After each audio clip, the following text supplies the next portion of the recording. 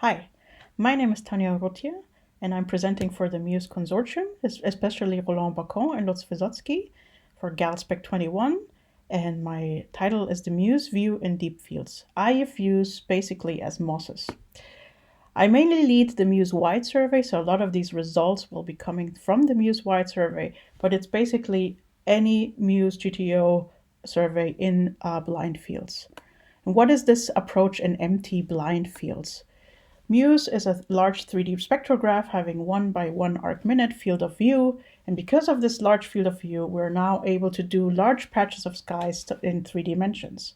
And because you do really spectroscopy of everything, we can get identification, we can get something out of a galaxy or a star we wouldn't have normally put our slit on in a MUSE survey. And MUSE's excellent throughput, especially at around 6,000 angstrom, has a throughput of 40%, one of the highest, if not the highest on the VLT, lets us reach extremely deep emission line fluxes and surface densities, even in relatively short integration times. And the proof of concept was done back then during commissioning of the MUSE instrument, here in this paper by Roland Bacon in 2015 in the Hubble Deep Field South. And already then we detected Lyman alpha emitters that did not have any HST counterparts. But the true nature of the MUSE blind GTO surveys are in very famous deep HST fields, which have also exquisite multi-wavelength data. These are the deepest Spitzer data. These are the deepest Chandra data. These are the deepest VLA and ALMA data. So here in the Candles Deep, Good South region, and in the Candles Cosmos region. We also have data from the frontier field clusters and their parallels, Cosmos groups, and quasar fields, but really in these two MUSE-Wide and MUSE-Deep surveys are the ones where the most exquisite deep data lie in the other wavelengths. In the pink, you see the fields in the Hubble Ultra Deep Field, which MUSE has done in a 3x3 mosaic. And in the blue, you see the MUSE-Wide fields, which are only 1 hour integration as opposed to 10-hour and even 30-hour integrations in this pink square. But therefore, you have 100 fields of 1 hour. And I'm, as I said, the leader of the MUSE-Wide survey. We have released the first data release of the MUSE-Wide survey. If you want to already play with it at musewide.aip.de, you can download mini cubes. You can do SQL searches on catalogs. Anyway, if you have any questions, you can also always ask me. It's only the first 44 fields encompassed by this black line, but it's already the first half of the MUSE-Wide.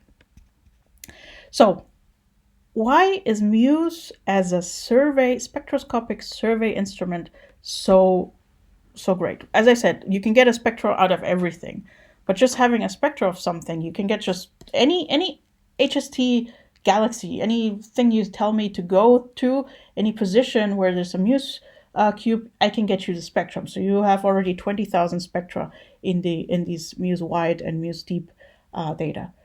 But if I have a spectrum does not mean that I can already identify it.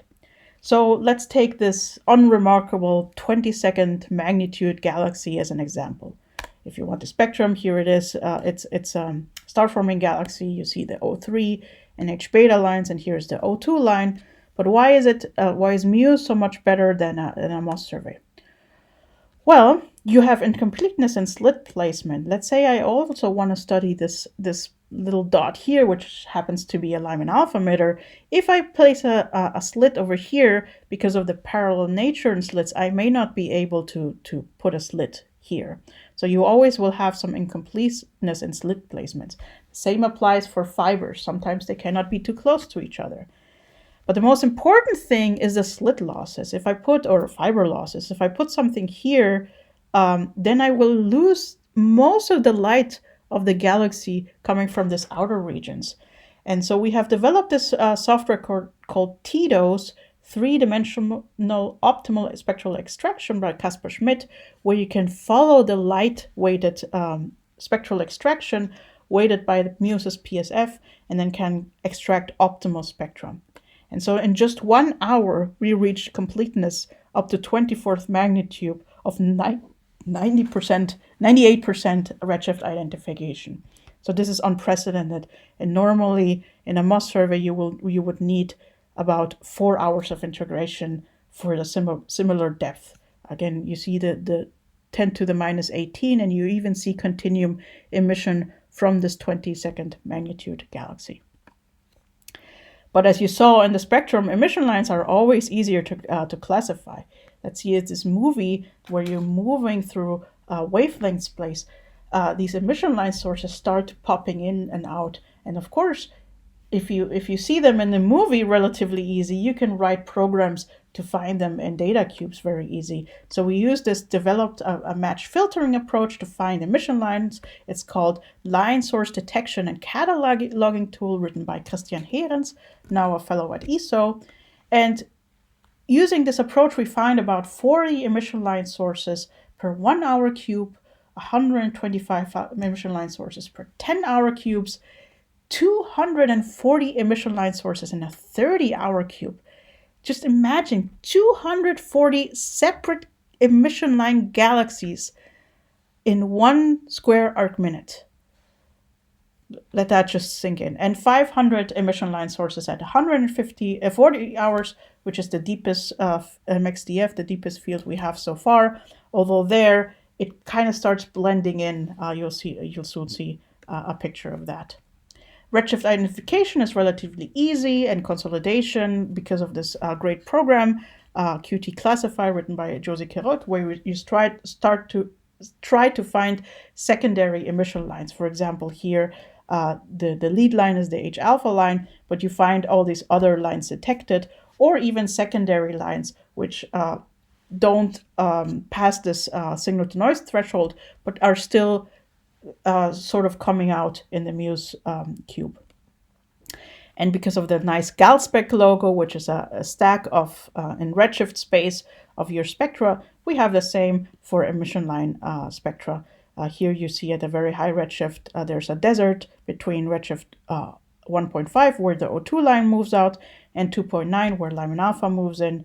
And so you can really see the Lyman alpha line tracing here up to redshift 6.25. And at low redshift, the O2, O3 lines, basically. There is excellent agreement with the HST. The astrometry is in excellent agreement. So you can very easily pick the counterpart for this emission line source. However, the Lyman alpha sources, only about 60% have a catalog counterpart. Sometimes that's because it's too faint. I mean, there's just a little smudge, and maybe it didn't, the source extractor didn't find the Hubble source correctly. But sometimes it's really, there's nothing there, and these are super high equivalent with sources. But even with the cataloged sources, we are reaching into a new window of the dwarf galaxy population. At high redshift, we have a significant number of Lyman alpha emitters with stellar masses below 10 to the 8 solar masses. And at low redshift, we have even lower stellar masses, a significant number at masses below 10 to the 7.5. And why is this interesting? Well, these dwarf galaxies at low redshift, because of cosmic downsizing, that's where the action is. There's star formation going on. And at high redshift, these are the sources that are not only the Milky Way progenitors, but are maybe thought to be the ones responsible for ionization, just because there are so many of these dwarf galaxies. So exciting, these dwarfs are exciting at all redshifts. And so, as I said, MUSE as a redshift machine, here's the 24th magnitude cut that we had. And we are not the only ones that had this cut. As you see, there's a lot of previous identification, 332 previous identifications, because they also took this 24th magnitude cut. But there is a lot more. We are even just with 1 hour integration times, we are surpassing even the deepest spectroscopic surveys by an order of magnitude. So it's this dwarf galaxy lying here where you wouldn't have put a slit on it, because why? It's a 25.5 magnitude galaxy that has a photo Z of 1 Why is it exciting for me? Well, we have a spectrum. It could be exciting. It could be a green pea or something. And at high redshift, you see the dearth of previous spectroscopic identifications. And here you really have an unprecedented number, 480 Lyman alpha emitter, which is a high density, larger than we've seen before. So there's a whole range of science topics to be addressed with. I'm only going to very, very quickly say what we can do. Among low redshift, you have these high equivalent green peas. You are reaching into the CGM in emission because of the nice throughput of surface density that you have with MUSE. And you can get kinematics and stellar population spatially of galaxies beyond the local galaxies that we've done typically with IFU surveys. And among high redshift science, again, you go for the high equivalent width emitters. You can go, because we cover large areas, you can go for clustering of Lyman alpha emitters, and you can go for Lyman halo around either AGN, star-forming galaxies, or even the cosmic web in emission. This is a recent press release that we had in the MXDF, this very, very deep field. And with that, I leave you. Thank you for your attention. And you can always ask me questions on Twitter. I'm Astrobellatrix, or you can send me an email. Thank you very much.